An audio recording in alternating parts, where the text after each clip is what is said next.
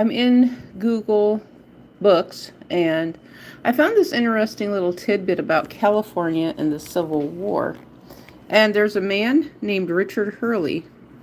There's a book here. I'm going to read some of the excerpts inside of the book. Richard Hurley has produced an informative and entertaining look at the impact of the Civil War on California and Californians. Impact on the war. He intriguingly explores Golden State Warriors' active role throughout the Southeast in the Eastern Theater, where their cavalry skills were desperately needed. Hurley's humor and frank insights enhance the enjoyment of reading uniquely style. Edward Bone Kemper, that's another interesting name. Author of 6 Civil War books, including The Myth and Lost Cause, Why the South Fought the Civil War and Why the North Won. California's Civil War impact was one of unquestionable significance, yet relatively few books have explored the state's many contributions to Union victory. Into this void steps Richard Hurley. Now, if you remember Chad Hurley on YouTube, he was one of the founders. Chad Hurley was one of the founders on YouTube, of YouTube, at the time that they were doing the zoo video. Into this void steps Richard Hurley, his California and the Civil War serving as a fresh reminder of a rich wartime history largely unknown to today's citizens. Hurley's lively and highly accessible narrative ranges far and wide. Hello, Alex Ivan Talk. Um, do you have anything you'd like to add? Anything besides saying hi all the time? Do you have anything you'd like to say besides just saying hi all the time? The state's military contributions were also far from nominal. During 1861 to 1865, California volunteers replaced Army regulars throughout the far west, flocking to the colors in large numbers. They engaged numerous native tribes. They engaged numerous native tribes hostile to the expansionist United States, protected isolated settlements, ensured that the great western trails remained open and kept a watchful eye out for pro-Confederate activities. Some Californians even traveled clear across the country to directly confront rebel armies in Virginia. I didn't know that. I'm learning things here new today.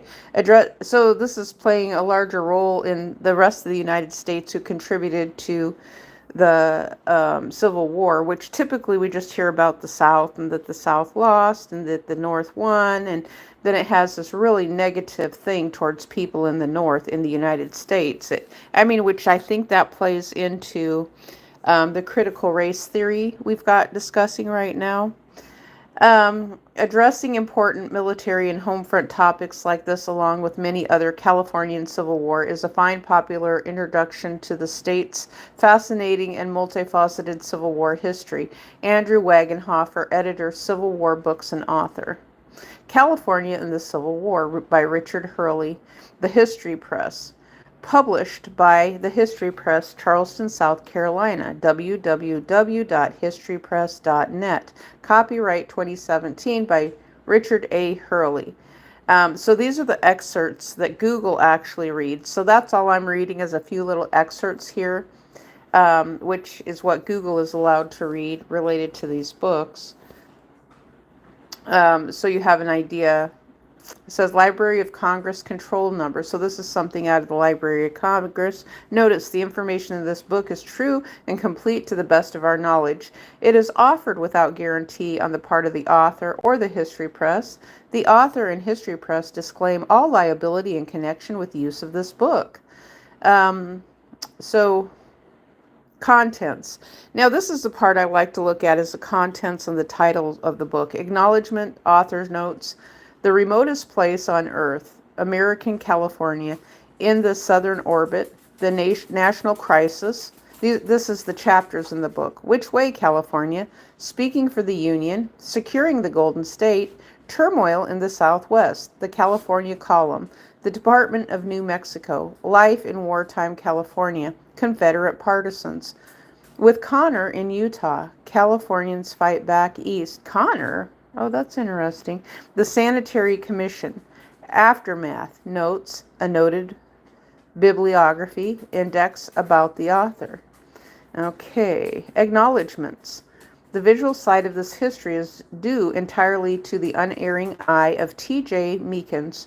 Her skill at capturing history with a period drawing or photograph gave life to the multimedia show and museum exhibit that are the origin of this book. In many cases, all I have to do was build a word trail from image to image. Oh, that's interesting. I have to mute myself for a few seconds, but I'll be right back.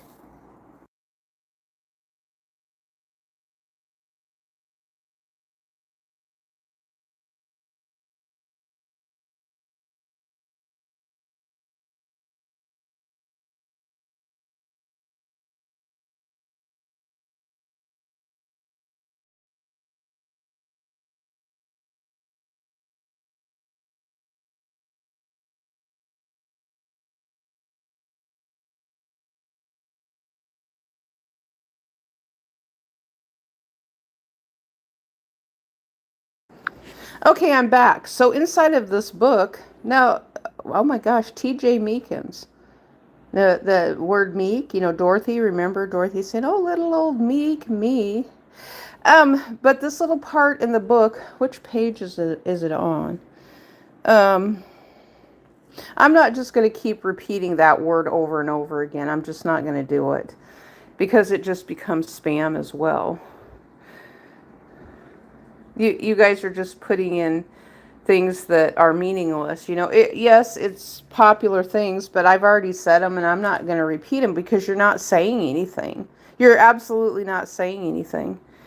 You can have a conversation, but not just repeat spammy words just for your whatever it is that you're doing.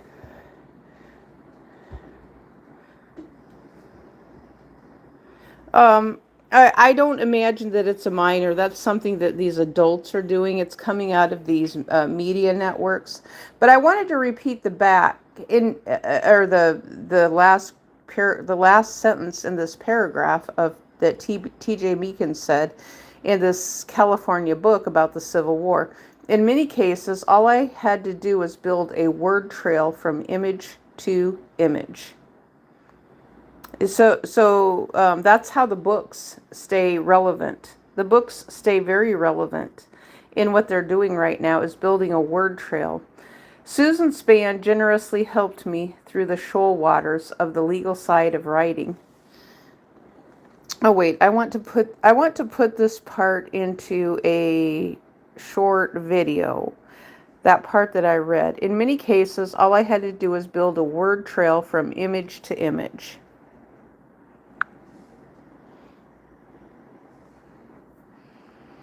Susan Spann generously helped me through a shoal waters of the legal side of writing. An author herself, she knew the perils we face and our general helplessness in facing them. Thanks, Susan.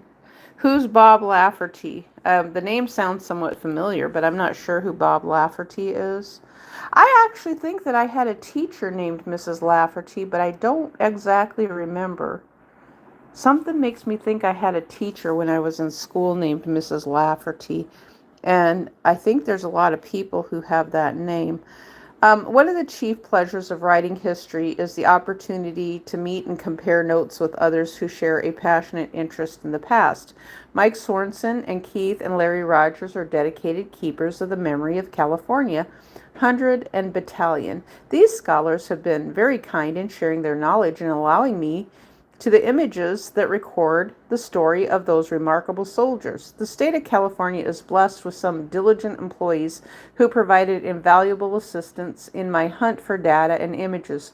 Corin Benoit, Capitol Curator, Emily Blodgett, California State Documents Librarian, Chris Quist, District Museum Curator, and Will Jorge, Museum Curator, have all been the most gracious in helping me access state records and artifacts. On the private side, Peter Beniz and the Beniz family provided the striking photograph of their clan assembled in Fort Ross in 1865. Mr. Rick Carlisle volunteered his photo. Sylvanus Shaw, the archetype of a soldier. David Whitmore, commander of the Massachusetts Military Order of Loyal Legion. You'd like to see how your dad and family. Oh, my dad and family, they don't want to talk to me. I know you'd probably like to see things about my dad and family, but I have no contact with them because of the fact that I became homeless. So my family really doesn't want to talk to me. Um, that's what happens, when they can't help me. And so I don't know what's going on with my dad. He's just not going to tell me anything at all. So I don't know how he's doing. I have absolutely no idea. He doesn't want to talk about himself. He doesn't care that I'm homeless. My kids don't care that I'm homeless. And so I'm just left with nothing. And so I don't give a flying fuck or a shit about the migrants. They need to go back and leave the country because no one cares about me. And the migrants have caused more trauma for me from what I see. And nobody talks about that related to the trauma upon the American public that the migrants have caused when they've come in the United States, and they think they're being funny and causing all kinds of crime and scaring American citizens. This is our country. I mean, it's not a place for you guys to come in and just fuck up, and that's basically what you're doing, scaring people. And I've talked to Latina women who said that the Latina men are physically abusive to them. I don't know what you're talking about. I know pizza is good. I do like pizza. It's expensive. It's very expensive. And I have no place to cook a good pizza. And buying pizza anyplace else is too expensive. I can't afford it. I would like to have a pizza, but, it's who wants a soggy crust? I don't. Yeah, I would like a pizza, but it's just not in my budget, for something that is out of a box that's, cheaper from a grocery store, but at the same time, it's, you know, um, you're talking about Domino's pizza of chicken. Um, a crescent moonlit the night of June 30th, 1864. Now, this is the part where they go into romanticizing wars. And there's nothing romantic about wars. But, in many instances, if you want people to read about war, you have to create it kind of interesting. And I think that's the aspect of romanticizing it in some ways. So it puts in these specific key words. And so far, the way the author writes, it's very interesting to me anyway. I don't know about other people. A crescent moon lit the night of June 30th, 1864, as 6 heavy-armed bandits sprang out of the bush and seized the stage from Virginia City. As it neared the town of Placerville in California's Mother Lode, another coach drove up during the robbery, and it too relieved of its treasure box. Estimates of the loot vary, and the haul was considered enough to warrant a dogged pursuit across several counties and a string of deadly gun battles in which lawmen and bandits both died. One of the robbers was later hanged for his part in the affair. It itself, oh my gosh, that's an interesting blur phrase. One of the robbers was later hanged for his part in the affair. Oh, you could have fun with that small phrase in many, many different ways. And, and I don't mean hang, hanged can just mean, you talk about a hanged jury. Of course I love my dad. I love my dad dearly, yes. But I can't force him to actually talk to me. He's a nice man. But at the same time, there's nothing more I have to say about him. He just has cut off communication with me. And so I have really nothing more. I don't know what else. That's the way he does tough love, is no communication, cutting it off. And after my mom died, he just doesn't really have anything to say. But this is normal for me. This is how my dad always was. Throughout his whole life, he was working. He let my mom communicate with us, and that was about it. He didn't like to write. My mom would tell me, she would say, well, I got your dad to write a letter. I was so excited when I was living overseas in Germany, with my first husband, and my dad wrote a letter. I was so excited because my dad wrote to me, and it was just because he wrote to me. And I used to have letters. I saved all those letters from when I was in Germany. I don't even have those anymore. And there was letters from my dad that was in there too. And when he decided to write, he wrote a lot. He would write and write and write. So I mean, I loved both of my parents. Um,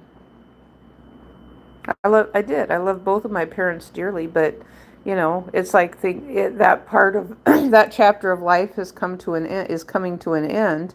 Having parents, there's going to be a point that my dad will not be alive. Who knows when that will happen? As far as I know right now, he is doing well. He's doing really well in his aging. It's just that my mom, she was on medications, and so um, you know, it's just nobody cares about homelessness for senior citizens, though. And that's what Congress has been projecting. Well, they've been talking about this for quite some time, for the past 4 years, of homelessness related to senior citizens being displaced, and then the nursing homes being too expensive for senior citizens to be in. And I mean, and that's what's happening. They're cutting back on entertainment and things like that. They aren't with it. Well, actually, back in 2020, during COVID, that's been 5 years ago now, they cut back on things when another relative who had lifelong terminal care, but he lived to be really, really old. They cut back on what they were doing with him, but they were taking him a lot of different places, shopping, and he had a little tiny budget. But just him getting out and going and doing stuff, even to a cheap museum, he found that fun. And so, I mean, so I really have nothing much else to say related to my own life. I mean, I can talk about the trauma that my second husband did, and that he's a direct root cause of why I am homeless. I can talk about that. I mean, I can talk about that a lot. Do you want free pizza or good food?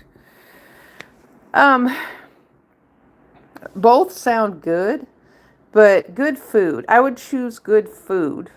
I would choose good food first, related to a good price, which means that I would get more food for the price of a pizza. So by the time you're done with a pizza, by the time you're done with pizza, you can spend $50 just for two pizzas. Now, a pizza can actually last for a long, long time.